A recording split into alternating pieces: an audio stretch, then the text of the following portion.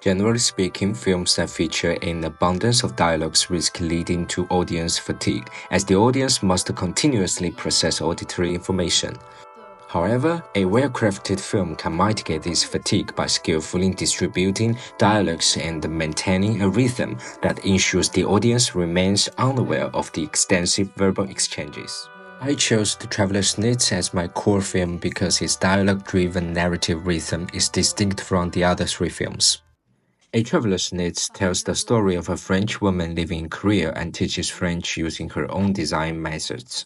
In the first half of the film, the protagonist engages in 3 extended dialogue scenes, all seamlessly interconnected.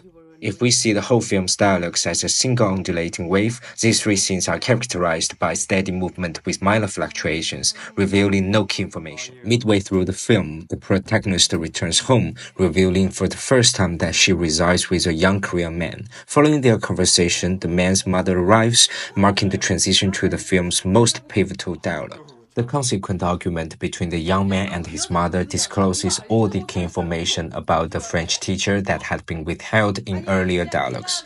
This argument represents the film's emotional and narrative peak, which reaches the highest point of the fluctuation. In the latter half, the film utilizes more silent scenes, with a final dialogue scene between the young man and the French teacher, also providing an ending.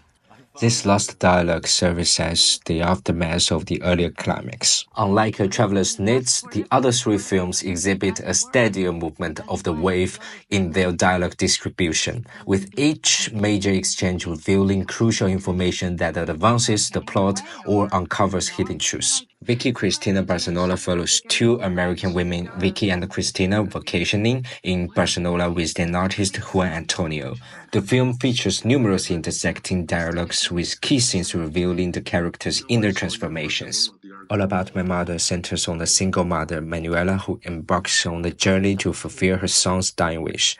Through dialogues with her friend Agredo, the film gradually unveils the backstory of Lola, a missing transgender figure who turns out to be the father of her deceased son.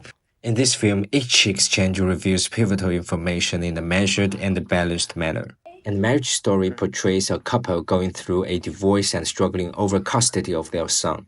Unlike the other films, this story unfolds through straightforward dialogues that narrate the couple's emotional journey in the whole process. Compared to A Traveler's Niche, in these 3 films, the movements of the wave in the dialogue-driven narratives maintain a consistent rhythm, where each dialogue adds a piece to the puzzle, leading to a cohesive understanding by the end.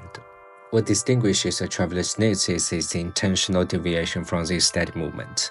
The dialogues, particularly those preceding the climax, often seem tedious or irrelevant from a narrative perspective. But this arrangement reflects Song-soo's distinctive style in making film and aligns with his minimalist approach, which requires a more nuanced engagement from the audience. Audience familiar with Hong's work might find themselves adjusted to this unique pattern, appreciating the film's simple yet profound expression. This means films like A Traveler's Niche present a higher viewing threshold for audiences.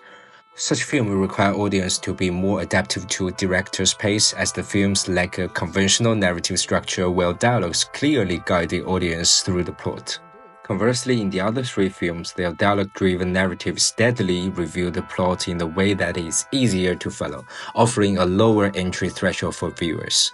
That is the reason why these films with a steady dialogue-driven narrative are more prevalent in the film market.